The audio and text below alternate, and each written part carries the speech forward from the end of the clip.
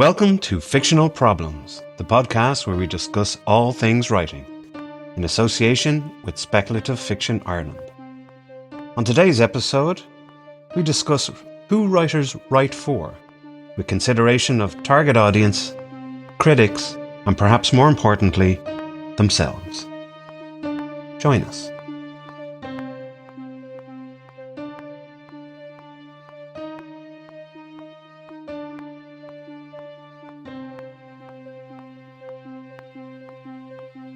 And we're recording again.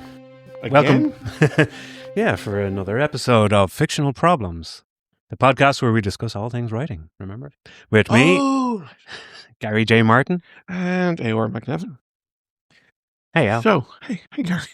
Hi again. Grant. So, what we are going to talk about today, who do we write for? Who do we write for? In every sense of that meaning. So, if it's a personal connection, if it's a particular type of audience, if you have a is it called phenotype, as in the perfect shape of the person you're writing for. Phenotype. That's our word for today. Phenotype, yes. Writers take note. Yes, exactly. What an excellent word. Yes. See, you're about to launch me into tangent, which I won't. Because I think there was a movie called 2 to 5, which was the guy who played Chekhov in the Abrams, Anton Yeltsin, I think his name was. Okay. It's a New York liberal romance with a beautiful French actress, and he's a writer in it. And as I've mentioned before, a bugbear of mine is writers writing about writing. But this was a movie in which there's exceptions, like say Stranger in Fiction, the Will Ferrell movie is a good exception to that. But this is a writer writing about his first break during this time when he happens to have this affair. Okay. The movie ends with the line, "Just know that your favorite book was written with one person in mind." Which is a lovely teary moment, a teary line. So that's the underlying question. So of course there's the variety of individuals you could be writing for starts with yourself, perhaps. As an author, are you writing? Because I'm aware. I mean, I know there was an area we wanted to get into at some point in relation to writing groups. Sure. And we might touch off that. But some individuals would write solely for themselves. Absolutely, yes. They either it's a therapeutic exercise. Yeah.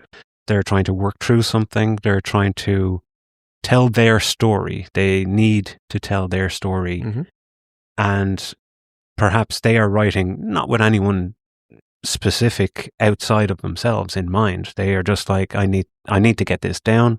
I need to express how I felt through this particular period of time. Sure. If they're obviously writing more contemporary or more kind of it could be set in a modern era. We're not specifically talking about sci-fi fantasy, sure, or horror right now, but maybe horror.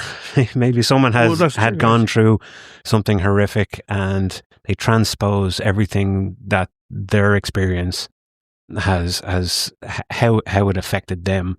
How their life has affected them, and they want to transpose that perhaps into a fantasy or a sci-fi. Maybe it's a reimagining of how they would have preferred a world to be, sure. or if it was a particular sense of powerlessness, as in something they couldn't alter or change, the writing might allow them to again create this world where they or the main character might have had the power to, or be the special individual, something like that. Yeah. And I know that kind of touches into author insert, which not a fan of. Oh yes, that's okay. But that's another excellent part of this that I actually hadn't considered that when I was proposed the topic that yourself would be the primary. Yeah. I was thinking about basically, I was thinking about the readership rather than the person. And yes, absolutely, that a significant driving force is us. We are the ones who would be the original reader, and if it doesn't suit our sensibilities, no one else gets through. Because we are going to read what we write. Yes, a few times, too many times, and go over and over and over again. Yes, which indeed is a topic in its own right. So I guess so. Yes, there is that writing as a therapeutic form, writing as a preferred outcome form. The idea that whether you're transposing it into another world, whether it be fantasy, sci-fi, that you're still trying to, you're using, well, every writing is should be a degree of personal about it. Yeah. Actually, no, I'll take that back. Some people write purely I'm straight. I think, if I remember correctly, the writer of The Witcher he just wrote it, and I thought that's grand. I mean, he didn't have an emotional connection to it, so he sold it for almost nothing. Yeah. Okay. So it was just something he just wanted to get out. So there is that. No, maybe he was lying to himself. Maybe this was actually a deeply profound experience for him. That's between him and his therapist. But it is a case that you are the first person to you write for, yes. or you're the first audience member. And I think that's kind of where I'm coming from. The point is, you're going to want to write something that you would like to read. Is that a thing? Well, that's really the question. That, because I know in the past when I started writing years ago, I was essentially instead of having I was thinking out character names, because I'm terrible at thinking out about good character names. I'd use the names of friends in place. Yeah. I don't know if this was driving if this was in any way therapeutic or any way kind of change, because you're essentially putting the words into Bob's. You're basically going, Bob said this. Karen said that. Bob said this. So, and then I do an auto replace and take that person's name and put it with the. So that was I was aware that I was doing it because I wanted this to be a involved process, because writing is. Would that affect how the characters behave? That's the. Hopefully, it didn't. But because writing was such a solitary thing, and it is a solitary thing, it's been in you on a white page. It's lonely, yeah. Yeah, it can be very. It has a loneliness quotient to it. Again, which might connect to our writing groups later. Yes, absolutely. So this is why this is, I think, why I started off by going, these people who are most important to me are featuring in the writing, that even though they're not present for it, that they are in my heart, in my mind, in my soul. Oh, how do you kill the character then? Oh, if easily. You need to. Oh, fucking easily. It's not maliciousness. No, it's just serving the plot. Yes, it's not like, oh, Bob, I hate Bob. I'm gonna have Bob's going to be a character I'm going to kill in a horrible way. Then you can't. I can't say 100% that Bob didn't die because I didn't want that person to die. Yeah. So I can't say that. Yeah, you'd kind of uncouple them then at that stage. Yeah, I guess from the person that you had in mind. But forever that I would be reading that work, because again I was hammering out scripts on spec as quickly as I'd be doing like a teleplay a month or a pilot a month. So it was that's only 11,000 words. It was fucking easy to do. So I can't say that it was my formative writing. This was in my 20s. Mm-hmm. So many decades ago. But when those people left my life, then there was a switch in who I was writing for. And again, even though I hadn't considered it, just from hearing you talk there, it became a very insular process. It became, I was writing for me. Does it help the characters be more psychologically realistic if it's named? If the character is named for someone that you know? I would say it would be, in hindsight, I would say no. I would say that it was a crutch, and that as much as I wanted them to have a full independence of spirit as an individual character, they were being dragged down. They were being there was a millstone around each neck based on the perceptions, because I wouldn't be able to fully. I might have been able to fully disconnect between Bob in real life and Robert in the screenplay, but no, they were they ultimately, and indeed the process which caused them to leave my life did have I remember, because I didn't write for a time after that, because I was unmoored essentially. Okay. I didn't have a connection point. Then that was a few months. It wasn't a very long time, and it was indeed a remembering of what another guy told me about him not writing because of something I said to him. Oh no. Which I always kept as that was a fucking stupid thing. Stupid thing he said, or stupid thing for you to have said? Just to clarify. A stupid thing for him to do. To both have my opinion be so valuable to him, or so impactful to him, for a person he had no care for. History. This is my early 20s history. In modern day, or in my modern day, there has been people, there have been individuals that I write for, that, and indeed because they don't, because life shifts and changes. Yeah. As much as you want them to be in your life for a long period of time, things are not going to happen. Like, say, I was in Cork for 5 years, and I had a circle down there, and when you leave, as much as you want to, as in people have families, life moves on. Exactly. So where you were seeing one another once or twice a week, suddenly it becomes once a month, then it becomes once every 6 months, then it becomes Christmas cards. I think a lot of people could relate to that, though. Like, that's like different circles of friends come in to your life, they leave your life. Yeah, it's a thing, and but for a few that stay, I guess. This is true. But then you have those were the anchor points. Mm-hmm. Like, I could name off the person I was writing Quantumancy for. Okay. And indeed, without them present in my life, the push to write the sequel series to Quantumancy is actually in my head higher than to finish off the current series, which is still 3 books away. Okay. But still years away from doing it. But so indeed, my part of my mental process is to wait for the sequel series to die away mentally, so that the other one can rise up and kind of take its place. So I can write once again with authenticity.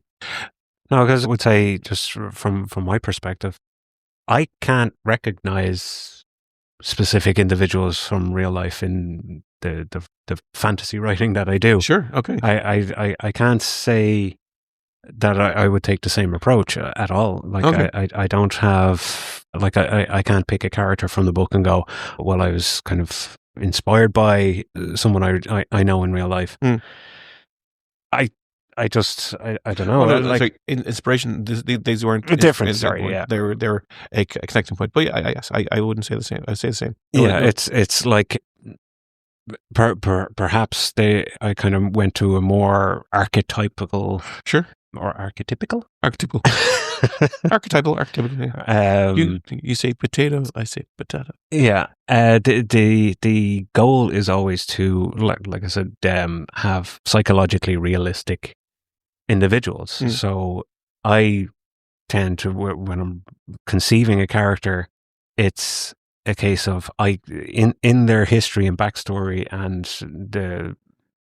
the events of their life, I try to kind of project that onwards from the point that I start writing. Right. So, for example, the main character, Nightingale Gara, is Rosalind.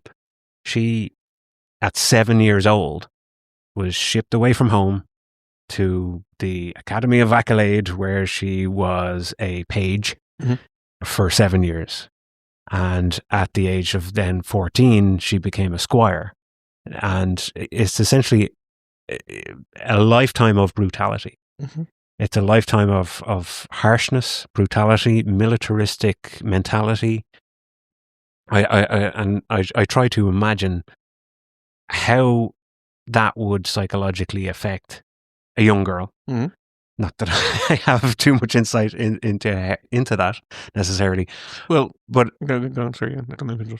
yeah, but I have insight how or perhaps just an individual given their history and background, where they came from, the dramatic change and shift in that person's life at different events, but it is a harsh life to become a knight. Sure. So you are trained to be a war machine.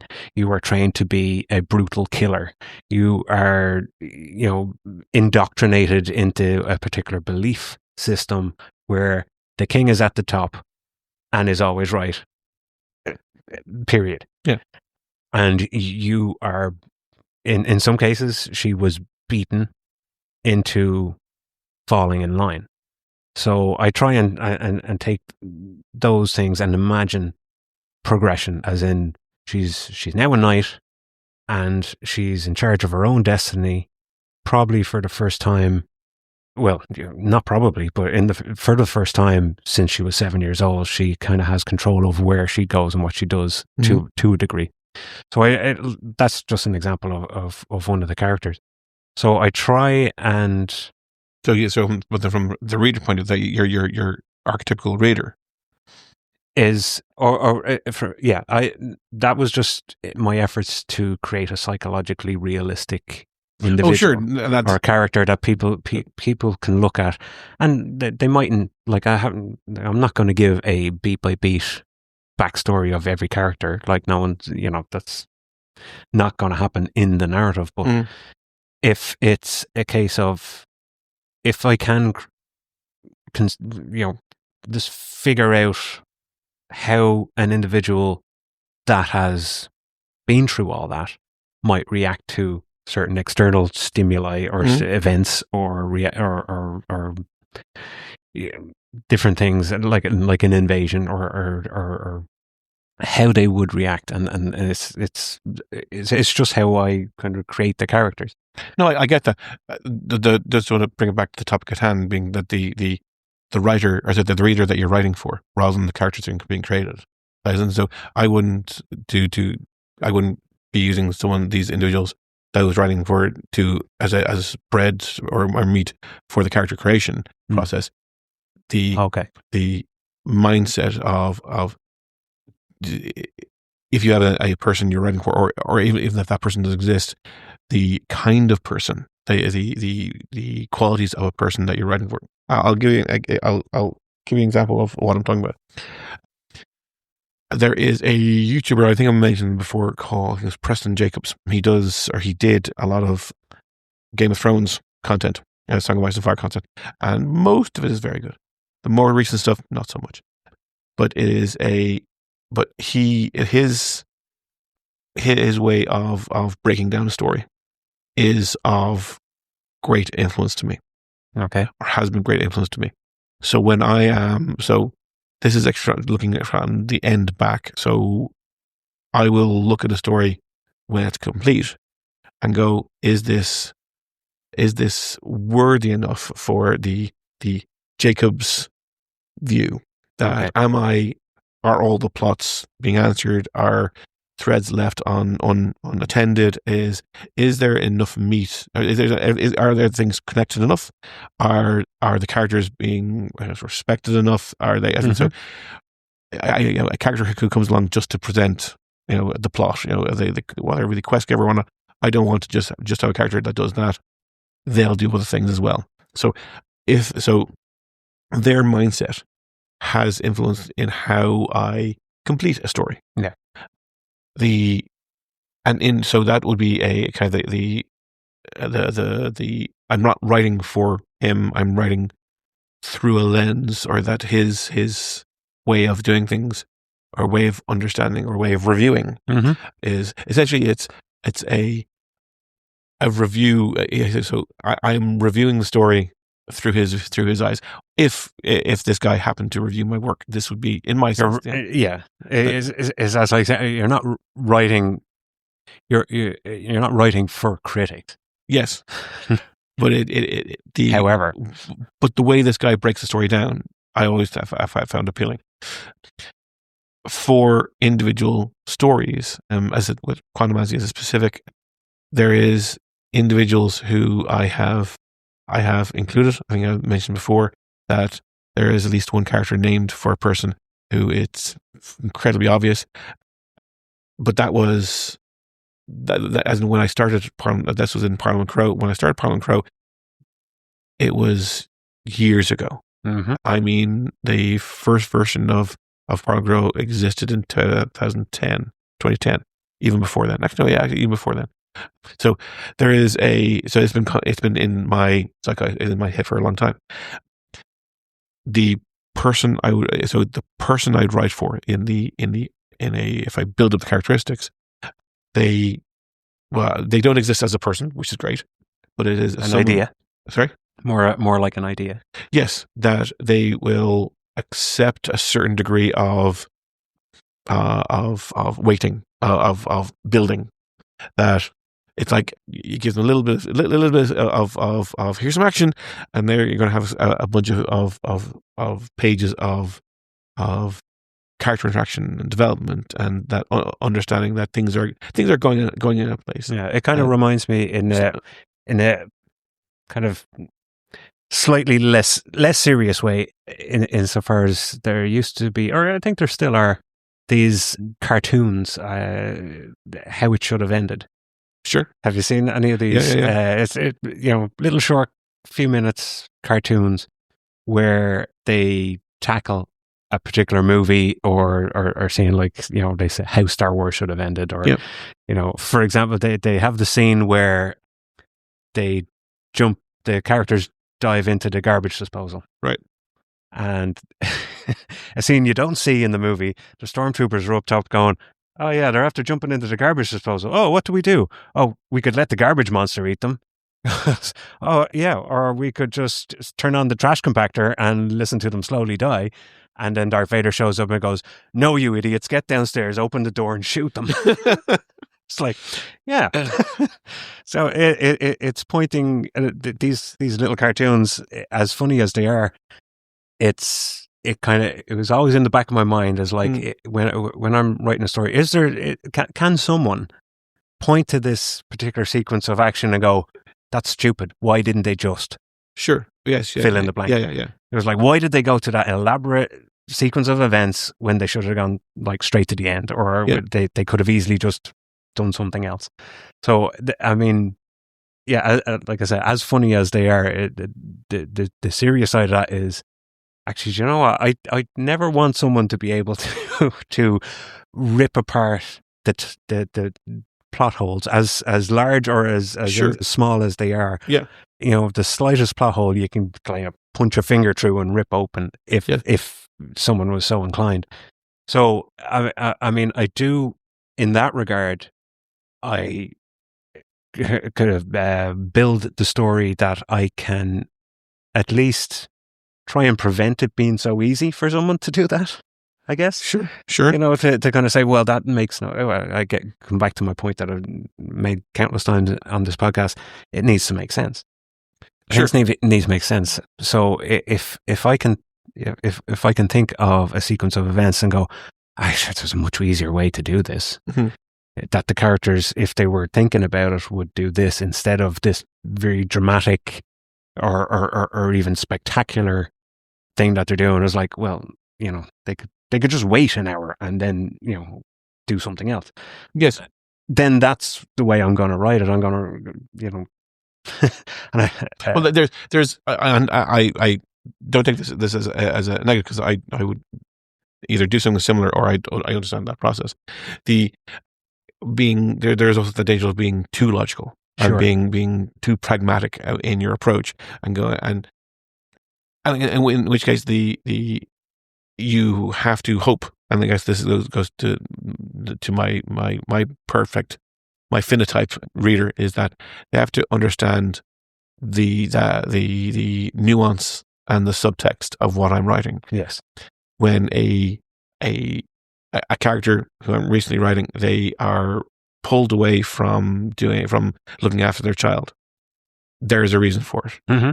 And even though the text is intentionally Like there is a narrator voice and a narrator voice in between the events and kind of the writing. Kind of there's a filter through which the events are being put through, and that like I would hope that the reader can see that if the characters are not going through the most logical point of view, that there is even that reason is personal, the other reason is psychological, the reason is emotional, that they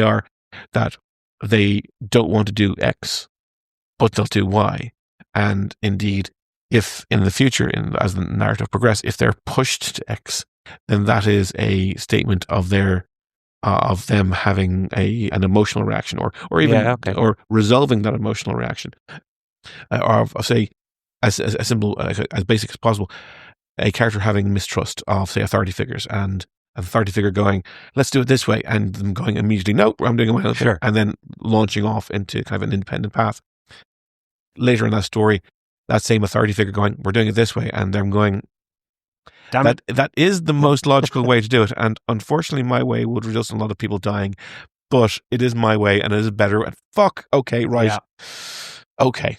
So, and that's a very simple sample, but it's how one, I would hope that the reader would see, or can see, or because that's the phenotype reader sees hopefully the truth of my work. That they see that what I'm aiming for, seeing the stories, like one character I was recently finishing up, they are, by all intents and purposes, they spent the last 15 years being essentially a matchmaker. And when you meet them, they are incredibly despondent about current generations. Going, they're hopeless, they're terrible, they don't want to do anything, they're meaningless, they're just, the non-conformist, conformists, they're just horrible people. But also, she spent the last 15 years putting people together. And in that 15 years, that's the people she's talking about, or say the last five of those 10 years. So there is easy to say, oh, well, that she makes no sense. No. She's a recruiter person. She's the worst kind of HR. She's just doing a job. She's just drawing a salary, and it doesn't matter to her. Or she's a person who had a goal, had a focus, had a drive, and when you meet her, she's having a personal crisis, and that is pushing her to do an action. That action is the cause of the book. Yeah, so like it seems fine if you can kind of ground it or explain the behavior, even if it's not the best idea. Sorry, not the best idea. Well, that's not what I mean. But it was, as you're speaking there, I was kind of reminded of, or I wanted to ask the question of how you feel about it, because in certain kind of action adventure movies, and I have one in particular in mind, whereby the story is written so that either there's like a time pressure. Sure. I'm thinking of one of the Mission Impossible movies. Or all the Mission Impossible. Or all the Mission Impossible movies. But it's like there are different parts of the team doing different things all at the same time, and they're all dependent on the other doing it within the seconds, like uploading the profile on the computer. It's like there was nothing to stop one of the team going in a few days before, putting in the profile, leaving, never going back. The profile's in the computer. Who's going to delete it? And then a few days later, they could do their dive into the turbine and all of that. It's like, however, for excitement, and that's what I think, it feels like bad storytelling that they go, we do all this all together, so if one of us fails, then the whole mission's gone. Sure. When you look at it and go, well, no, Benji could have gone in there and done it before. There was no need. Well, for him to do it. In that narrative. And again, I imagine you can't name it. I couldn't, because they're all pretty much fall into the same. It is a franchise that has become mush. Rogue Ghost Nation Protocol. Rogue. Yes, that's a perfect answer. Yes, because I'm pretty sure it wasn't Rogue Nation, but it may be Ghost Protocol. Because it was the first one with Reckoning. Rebecca Ferguson. Redux, the end game. but that is, I guess, the contrivance of those movies is we have to have a timeline that they have to, that whether it be in the second one where Doug Ray Scott's team is about to assault the building, they're going to use big guns and army to do it, or a task force to do it, and Hunt has himself and a handful of people to help him out. So there is a clock going, a limited amount of resources. So that sort of contrivance, if you have built it correctly, and I guess those movies want the audience not to ask that question. Sure. So it would have been a lot less exciting just to watch Benji go put in a computer profile. But what they could have done, go have a cup of tea. This is true. But what they could have done is have each individual piece, as in you could basically mess with the timeline. So you're showing Benji putting in the thing 2 days before, and say they don't talk to each other. So as in he had to go and plant the virus, but for whatever reason they can't communicate in those 2 days for whatever reason. Then Hunt's doing his thing, assuming that Benji has put the program in, so you can show the audience there's tension. Exactly. Program scene 1, action scene 1, program scene 2, action scene 2, and you can build like that, and then hit enter. Oh no! Quick type. Everything's resolved. He walks through. Everything's fine. So, in the format of the format can subvert any that question. Indeed, you can probably build it that way. Mm. But because again, if we're talking about who we're writing for, we're writing for individuals that want to be entertained. They want to read something that excites them. That is original. That is not a surprising to some degree. Yes. Maybe not necessarily controversial is the wrong word, but something that's provocative. Some people want to read something they haven't read before, something that is different. Individuals that are looking for even to be transformed by what they've written. They're not potentially going out seeking a book that will change their mindset on anything. But if something did alter their perception or just their way of thinking about it, or just opened up an avenue that they hadn't experienced before or were aware of, and next minute they've read this book, this profound book that is now their favorite thing in the whole world, and they've reread it. That's going. I always think that's going a little far. Whenever I see any 5-star reviews on my books, I go, don't they read anything else? I'll accept 4 stars. I'll accept 3 stars at a pinch. But a 5-star review is like that's. We won't get into reviews. Oh yeah, no, but the idea of having a 5-star review on something, I mean, you're remarking something out of 5. So the statistician in me is going, that's not enough. 100-point scale. Exactly. At least. Fuck, 1,000-point scale.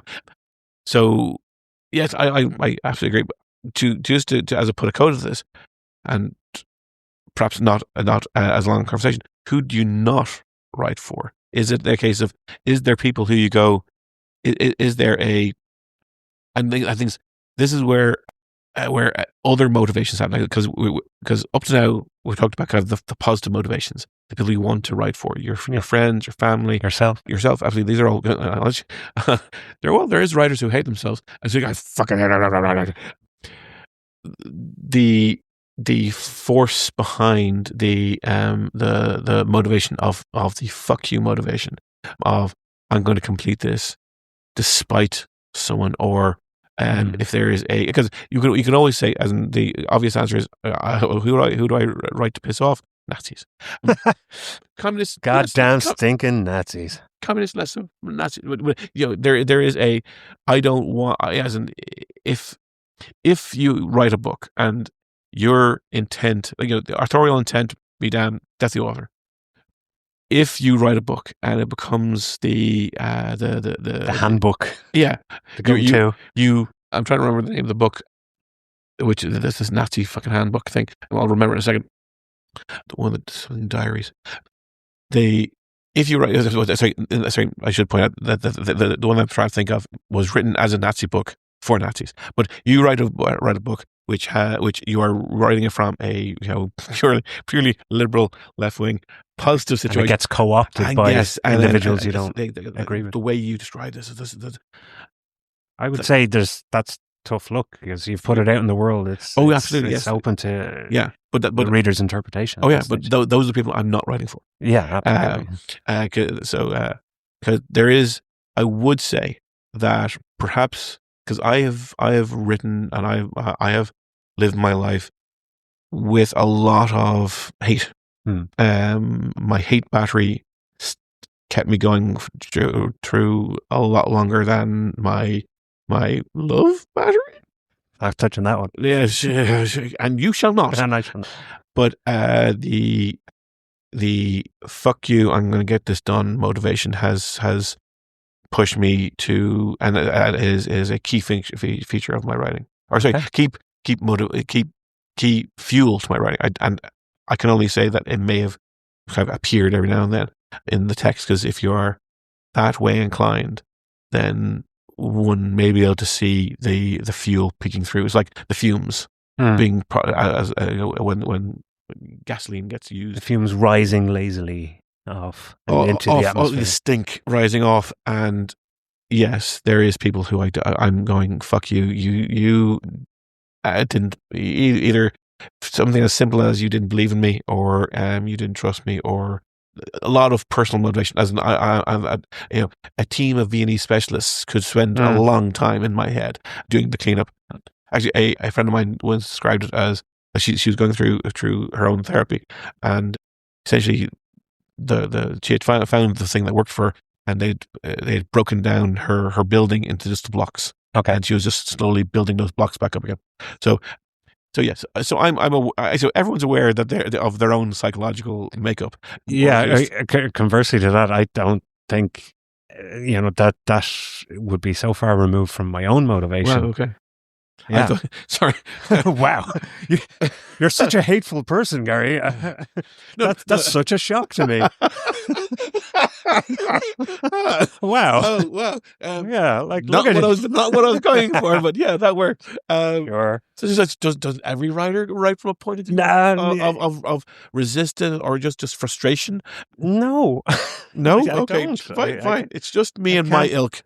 I don't know. Maybe we broached this before.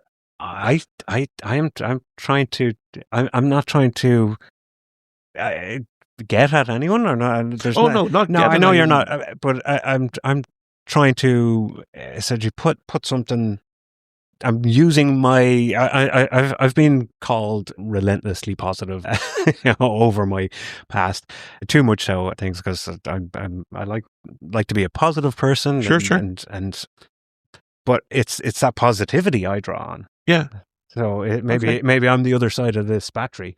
Oh, where I'm you have love battery. Not judging that. But it's the positivity of putting something out there that someone is going to pick up and love. Oh, sure. And would you say so? Because there's a difference between our output, and you're on the traditional path, I'm on the self-publishing path, and there is, as much as there is a and I'm going to use air quotes that you can't see, there is a success in air quotes of the self-publishing path, that it's almost like saying one book published equals X books self-published. That, because you don't have a gatekeeper, you don't have a publisher, you don't have someone going in a positive or negative way, as in you can have a positive person going, okay, then we need, as we've talked before, the voice going, make sure this gets closed off, change this, the helpful voice, or the unhelpful voice that the self-published author lacks. So, like, I've put out, like, I will put out hopefully like 4 or 5 books over the next 2 years. So, and as most of them are already written, that I'm just finishing them off, that I haven't published in about a couple of years. So, but shouldn't be, because I'm seeing that as not a reflection of success. I am seeing that because none of them are catching fire. That if one of them catches fire, then okay, that's great. While I'll say more of a traditional writer, a traditional publishing writer, by having that piece of paper, by saying on that deadline, that is the moment of success. That they're on bookshelves, that there's a physical manifestation in the world, which They're on sale in HMV. Very much so. Oh yes, absolutely. Yes, the partnership between Temple Dark and HMV, very good. Congratulations. Thank you. So I guess there is so did you have this love battery before you signed the dotted line? Yeah, okay, I think so. Okay, I try and think that, like most of my, even in real life, the things I try and do is try to be in a positive way. Right. And I feel like it's fueled by my own innate positivity. Maybe I just had, I have a wonderful family. I have fantastic friends. Things are going good in my life, and I have many, many reasons for that positivity, and they are feeding the positivity battery out of which the writing is coming. Okay, because my hate battery has always been was full for a long time, and then the focus changed slightly, and it was like, okay, I could talk about how I remember talking about one story I was writing where there was a positive romantic relationship, and a friend of mine read it going, "That's strange for you. That's strange that that certain things are expressed true, but if you look at most TV shows, movies, having a successful, having an immediately positive romantic relationship takes a lot of challenge, or a lot of conflict out of the story. So yeah, the hate battery is always there, and that is not to say that it's all like sunshine and puppies, roses, kittens, rainbows, and but we're surrounded by puppies and kittens. Puppies and kittens. Our co-host Phoebe, but Phoebe's the dog, by the way. It's not to say that, oh yeah, like I'm so positive that it's just positive things can happen. Oh, I'm not suggesting that. I suppose from a particular standpoint, I can see how bad things could be. Oh, absolutely. Or how bad things can get, or how the world is in general. Like I'm in the world. I'm aware of what's going on. Yeah. So I can, I can see the vast variety of individuals' backgrounds. Just people in day-to-day life. I mean, you never know what's going on in someone's life. Sure. Not really. Yeah. People are experiencing the worst things. Some people are experiencing great success and great happiness. Oh yeah. And everything in between. Oh yes. So no, I should separate that off. The hate battery I'm referring to is specifically unrelated to writing. It's as in a rejection in a social setting may have a little tinge to it. Might kind of throw a thimbleful into the battery, but a rejection on a writing front. Yeah. As in, I wrote screenplays and teleplays and spec for years, and the near constant rejection definitely was a fuel for me. Yeah.